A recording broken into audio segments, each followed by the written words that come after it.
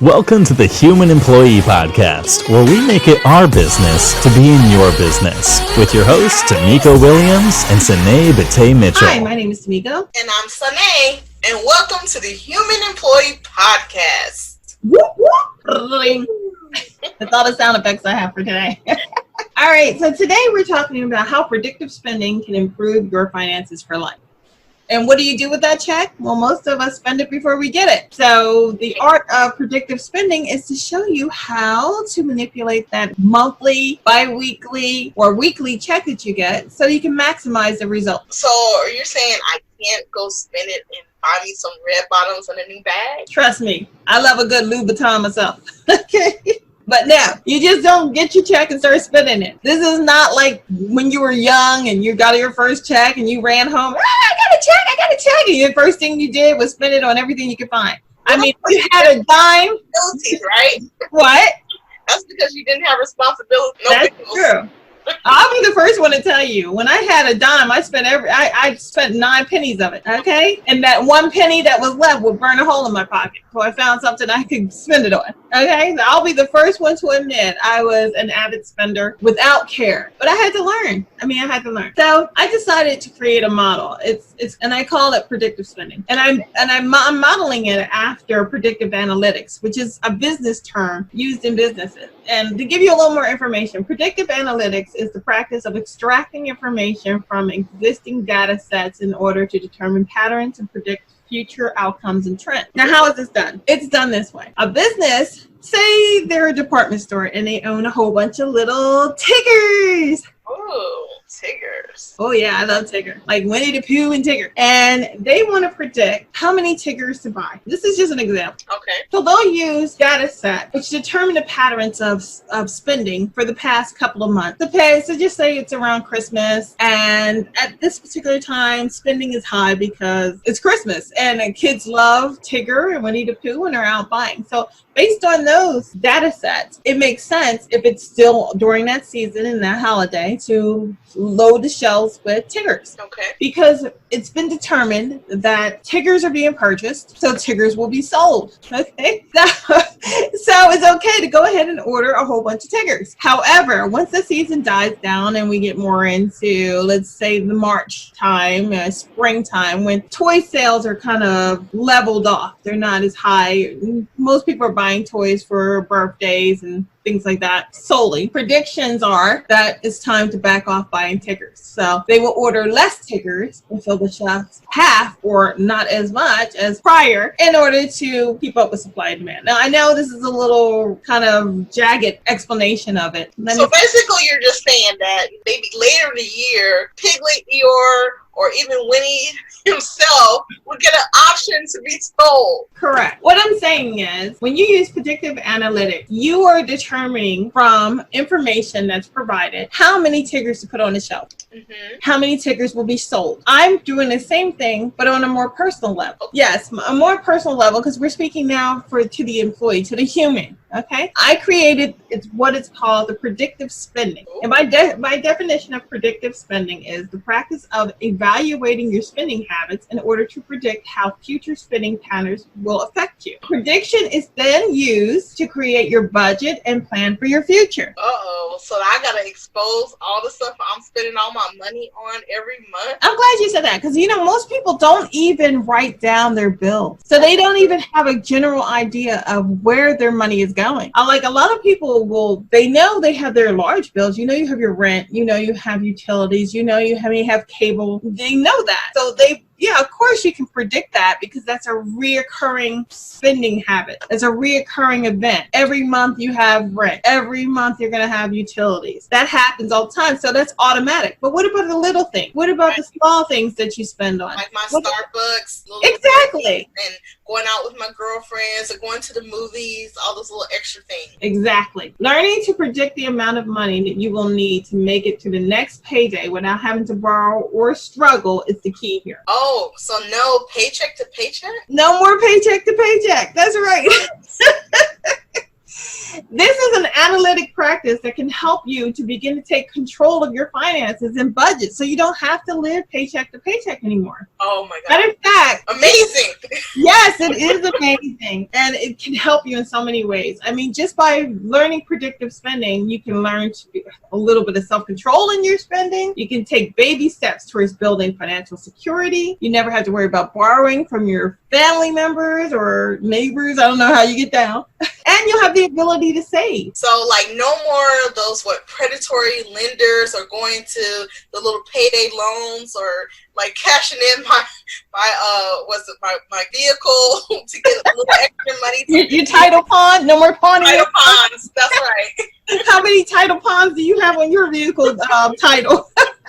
No more. But hey, we've all probably been there at one point or another. Hey, I'm not judging anybody.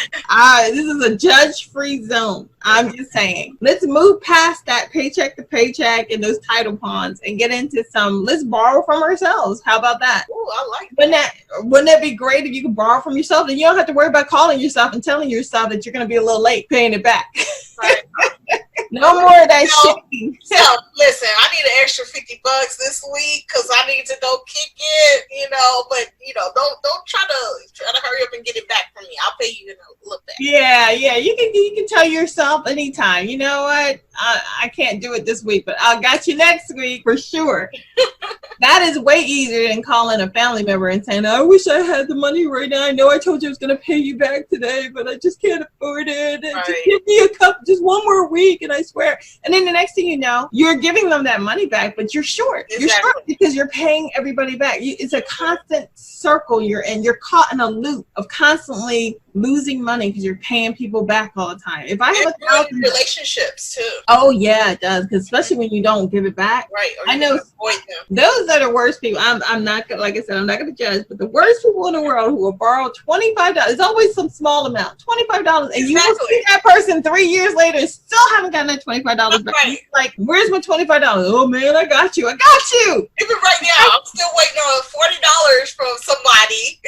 Yeah. I'll be seeing them on Facebook, over here kicking it everywhere. I'm like, he's spending my $40. Cash out me my money back. That's it. We can be cool. We can be friends. We can even be kicking it together on Facebook. And they're not thinking about you. They're out there having a grand time with your $4. They living their best life, and I'm counting my money. That's why when I loan somebody something, I don't even worry about it. I'm like, look, don't even bother giving it back, okay? Because I know half the times you're never going to see it. And then the ones who do give it back to you act mad that they had to give it back to you. Right. I'm like, fine, here, take your $40. I'm like, you owed me. Why you mad? But you better be happy I'm not putting interest on that. Right? Oh my goodness. Could you imagine putting interest on a family member's loan? Oh my goodness. They'd stop talking to us. Exactly. It would be crazy. But the great news is you don't have to borrow. You don't have to borrow from anybody but yourself. Ooh. There's a cool and easy way of doing this that will help you. Now, let's just take a little scenario here. Okay, say you bring home $1,000 a week. Let's say you bring a week. Okay, all right. We're getting down to $1,000. Okay, let's say $1,000 every 2 weeks. Okay, that's more realistic. I'll say, the average budget of today. Okay, so let's say your mortgage or let's say your rent is $700. Okay, so my first almost gone. Yeah, your paycheck is pretty much gone. Yeah, I agree. Yeah, and that's how it can be for some people. It could be really tough. You could be like, and that's why a lot of people borrow. Mm-hmm. But learning predictive spending is going to help you. It's going to take you in the right direction. So let's do our scenario. You have $1,000. Okay, your mortgage or rent is $700. Your utilities another $300. Okay. You have, let's say, food, gas to get you through the week. You have insurance, car notes. Okay, say that gives you another $600. Okay, and that's for the total month. Oh, the total month. Yeah, that's your bills for the month. Okay, so you have $1,600 in bills for the month. Okay, you have $1,000 coming in every 2 weeks. That's $2,000 a month with $1,600 in bills. You now know that you have a grand total of of $200 per paycheck to live off of. $200 to get you from A to Z. That's from the time you were paid, say you were paid on the 1st, all the way to the 15th, which is your next payday, or 16th for some people, depending if they're semi-monthly or semi-bi-weekly or how they're being paid. So you have $200. Now this is where predictive spending comes into play. Okay. First you want to do is list all your bills like we just did. All right. Then you want to eliminate anything unnecessary, like spending on places like Starbucks and stuff like that. Eliminate all those unnecessary things. These are, you got to remember, they're frugalities. They're not something that has to happen. It's not a necessity that you go to Starbucks and get your mocha frappuccino every day. So that must be part of that self-control you're talking about. Exactly. You have to learn self-control. You have to analyze your current spending habits. A lot of people don't realize, that they have $1,600 in bills versus their $200. So you have to break it down. What am I bringing in versus what is going out? Right. So I have $2,000 coming into my bank account. I have $1,600 leaving my bank account. Okay, so you have $2,000 income coming in. You have $1,600 in expenses going out. All right. Now, common sense says you have the $400 left. If you spend any of that $400 on frugalities, little frivolous things like Starbucks or heading out to lunch with your friends for some little hot spot that costs you $25 just for that one lunch. Ouch. That is an expense that's taking a real hard hit on that $200. That $200 has got to last you. Now, you've already deducted food, necessities. You've deducted gas to last you for the week. Hopefully, you did. Exactly. You know, based on predictive spending, how much you're going to spend in gas. Like, I'd say I'd spend $50 a week traveling and gas. Okay. So you take that from your budget. That goes into your expenses. So now I'm down to like what, 150 per week? No, that's a code. That's all wrapped up into your $1,600. Oh. The $200 you have a week is to last you from that first paycheck to the next paycheck. Okay, gotcha. That is predictive spending. You're predicting how much it costs you based on creating a budget, based on listing your bills versus your expenses. So basically, like a challenge. So I have $200 and I have to make it last. I wouldn't say it's a challenge, but it can be challenging. I can say that because, okay, let me just break it down for a little bit more. Okay, in order to get started, you have to create your list of bills and expenses, only necessities. Okay. You also have to create your income. If you're getting income from multiple places, you have to put down income from every income source that you're receiving. Create kind of like a balance sheet. Income on one side, expenses on the other side. Okay. Eliminate all the unnecessary spending and place them into a separate category. So you would place getting Fido his favorite treat, Starbucks, buying that book you've really been wanting for forever, the Hulu subscription, your Netflix subscription, and all those unnecessaries, non-essentials into a separate category. And then see how much you're spending on the non-essential. Okay? Gotcha. So we have the scenario where you're bringing in $2,000 a month in income and your expenses are $1,600. And you find out from your separate category of unnecessaries that you're probably spending about $175 of that pay or that pay period on unnecessary. And then that's the reason why you're left with only $25 or sometimes $0 and you have to borrow. That's true. So what you can do. No, so then you end up in a deficit. Yes, you are. And I mean, you're no longer in the black now, you're in the red. Okay. So in order to turn this around, you need to analyze your current income and growth potential. Do you have the potential of making any more money? Or do you have the potential of doing something like contracting to get more money or freelancing to get more money? If not, if this is what you have to work with, then you're going to have to start working on how to reduce spending. So, and you start with the unnecessary category and you go through the unnecessary category and you say, okay, this is what I don't have to have. I don't have to have Starbucks every single day. I can have Starbucks, and you and I both know a mocha frappuccino or a skinny frap, right,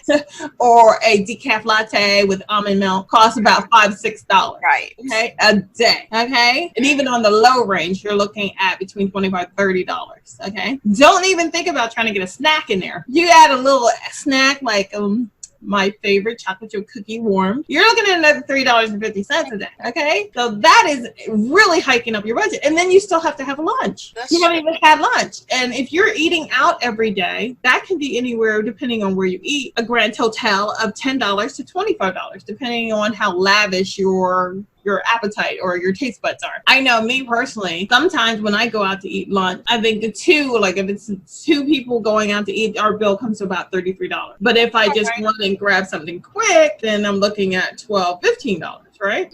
On average, I would say probably close to 20. Exactly. So I'm spending, if I were going an average of $25 for a 5-day week period, I'm spending $125 right there. And if I do have $200 left over, and I'm spending $125 on lunch, plus another $25 to $30 on mocha frappuccinos, then I have already come close to totaling out what I have for the week. And that doesn't even include Fido's favorite phone, my Hulu subscription, my Netflix subscription, getting that book I really wanted, going to the movies with my friends, hanging out at the bar on Friday night with my coworkers. It doesn't include any of that. So how do I make it through this week without running short and having to borrow? That's the question. That is the question, isn't it? We're going to have to make some little changes. Nobody wants to do it. Nobody wants to hear it, right? Oh. I know, but you're going to have to do it. We're going to have to change, okay? Nobody likes changes, but Nobody. They are very necessary. They are necessary, because if all you're operating on is $200 and you're borrowing every pay period, and that's another thing we didn't even factor in. Say you borrow $50. Now when you get your check, you're no longer operating with $1,000. You're operating with $950 if you pay that person back. Right. You can drag it out another week if you want to, but regardless, you're going to owe that $50. And if you're borrowing for somebody every week, then there's a problem. You shouldn't have to borrow every single week. And then it puts you behind when you do. You end up having to pay that money back, and that puts you at a deeper deficit, because now you've lost $50 from this week's paycheck because you added $50 borrowing from somebody last week's paycheck. So let's talk about some changes, okay? Okay. The first change I would say is create a full out budget. You've already done income versus expenses. So now what we want to do is create a budget. We want to budget all the necessities, the things you have to pay, and then you want to go through those necessities and see if you can make any dramatic changes to that. How can you drink coffee every day? I can cut that budget, but if I need my nails done every week, then I can usually, transfer the money I use on the coffee now and get the nails done. Exactly. You can't do both. You can't do both. And that's the thing. That's where self-control comes in. You can't do both. You're going to have to learn to rearrange your spending habit. It's part of predictive spending. Predict what you need for that pay period. Instead of getting to that end of that pay period or your new pay period, and as soon as you get your check, everything's spent and done and over with, and you're paying people back, and you end up with nothing, and you're wondering why you only have $30 in your pocket after it's all over, and how are you going to get through 2 weeks with this $30? Instead of that, you're going to do some predictive spending. I was just trying to live my best life, but I guess I'm living beyond my means.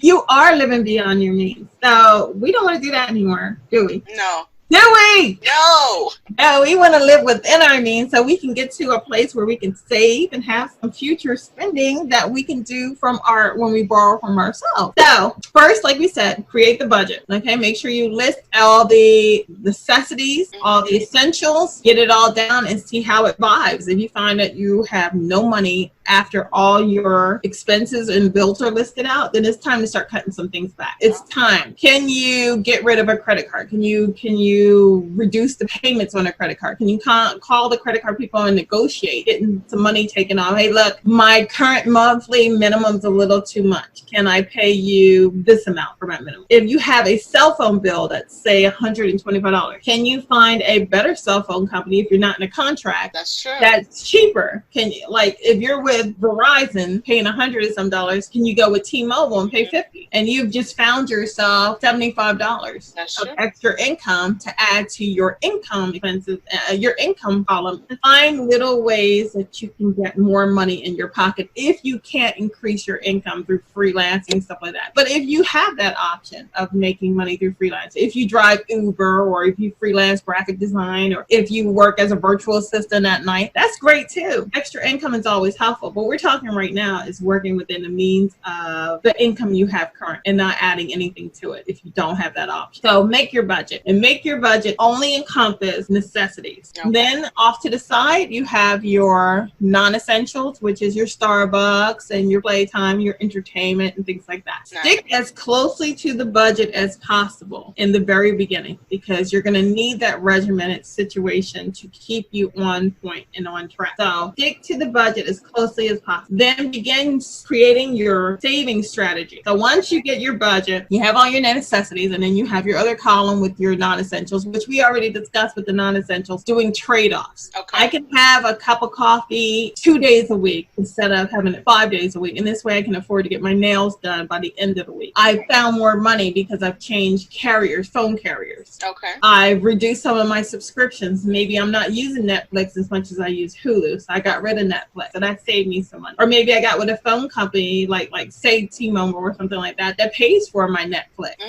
You know, you have to find creative ways to reduce your bills so that you can get extra money. So now, say instead of $200, you have $300 in extra cash that you can use for those non-essentials or the not so necessary things like your Starbucks, your nails, entertainment, movies, books, things like that. Your dog, Fido's a little treat, all those great things that you want to do, and you don't have to borrow. So now let's say we're working with $300. All right. Am I moving too fast for you? Am I moving? What are we doing? No, this is all making so much sense. I mean, you're telling me all of these very good tips that I really need to now consider. So I have this budget, I'm in place, and I'm learning how to move and change out different options to be able to save and buy, I'll say what's necessary versus what's unnecessary that I don't need. But basically, you're just telling me I need to be uncomfortable to end up in a more comfortable situation. Exactly. I'm glad you said that. That is so true. A little bit of uncomfort. We all know that change is uncomfortable anyway. Oh yeah. Change can be a difficult pill to swallow, but it's needed. It's necessary if you're going to make improvements on your life. And just doing those little above changes will drastically change your spending habits and create opportunities for savings. And with savings comes opportunities for investment. So let's say now that you've created an extra funnel of cash. Say instead of having $200 extra or maybe nothing extra, now you have $300 extra. So now for 2 weeks, you divide that $300 per week. You get $150 each week. Okay. You don't take the whole $300 and start spending it throughout the week. You break it down into weeks. You have 2 weeks to your next paycheck. That $300 turns into $150 each week. That $150 then turns into every single day. Okay. So yeah, we divided that $150 up into 2 weeks. Then we take that $150 and say most people do a 7-day work week, and a 5-day work week, but 7 days within the week that you want to live your life. Right. So that $150 is now $25 per day. Ooh, okay. Okay, so $25 a day is a good allotment for some people. Right. Not for everybody. No. You have to figure out how within this budget that you're going to feed yourself, you're going to do all your activities. And if you skip a day, just say during one of your $25, just say you have your $5 latte in the morning and you have your $20 lunch in the afternoon, and then you come home. That's your $25. But suppose the next day you decide to bring lunch. You did include your groceries in that original budget. Nice. So that doesn't include that $300 you've split out. So say you pack your lunch that day and you skip the latte. That's $25 that can roll over into the next day, which means the next day you have $50 to spend, which means you are winning. That means you can take that $50 and roll that $50 into the next day if you want, and get your nails and your hair done if you want, depending on how much it costs. I know some people it costs a lot more.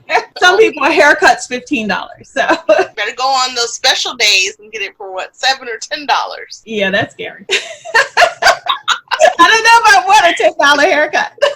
That is frightening, but hey, you know what? Everybody has their own thing. But the great part about this is you have $150 to last you an entire week. And because of predictive spending and you know what you need, before you need it. You know you need to get your hair done that week. You know that you're going to go out with your friends on Saturday. So what you do is decide. You make decisions every day. I'm deciding to not have Starbucks today and then to bring my lunch for 2 days. Maybe not have Starbucks for 2 days and bring my lunch for 2 days, so I can have a grand total of $50.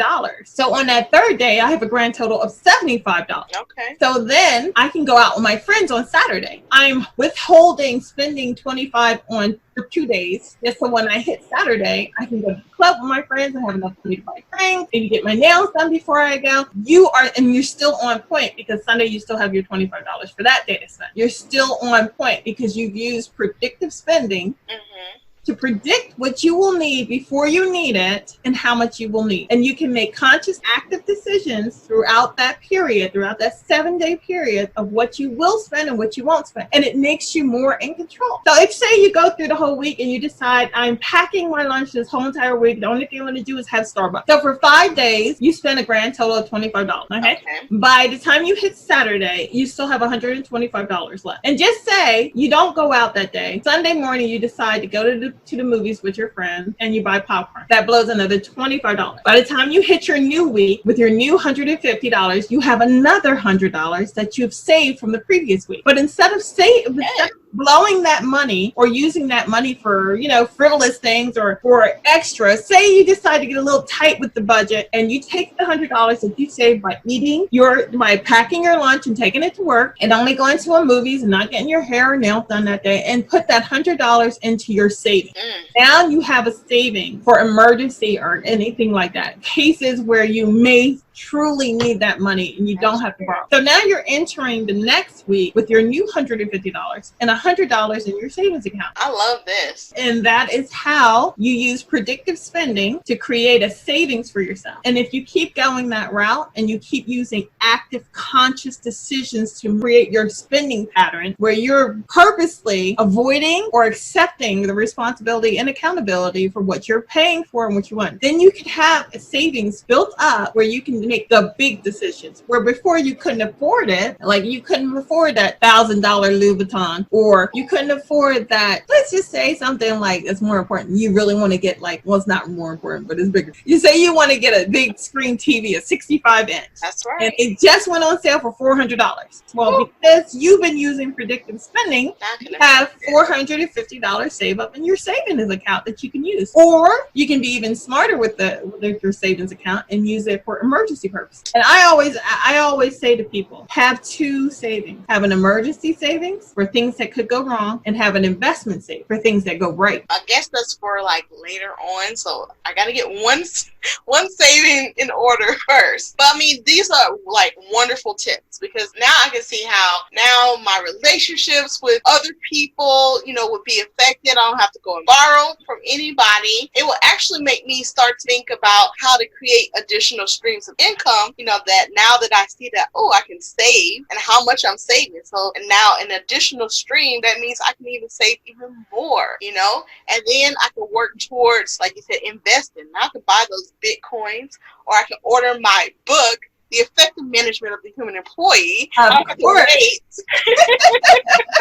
The most important book in the whole entire world. Right, I don't have to wait and just say, okay, well, I can't afford it right now, because now I'm learning how to save, how to create additional streams, and now I can create a second savings because I have my emergency set up, and the extra income will now create that little Bitcoin, or I can invest in my retirement, all because of these little tips. That's remarkable. That's mind blowing. And the great part about it is that it takes a little self-control and a lot of stick-to-itiveness, but in the end, you are developing habits that are going to last you a lifetime, and it'll take you from the mindset of I'm broke, I don't have it, my money's funny, I don't have it this week, I'm just hit me next time because I can't afford it. It takes you out of that I can't afford it, I'm broke, my money's funny kind of situation into I have it, I just don't choose to spend it. I have money. That is all we have to say about predictive spending today, and I hope that you guys got something out of it.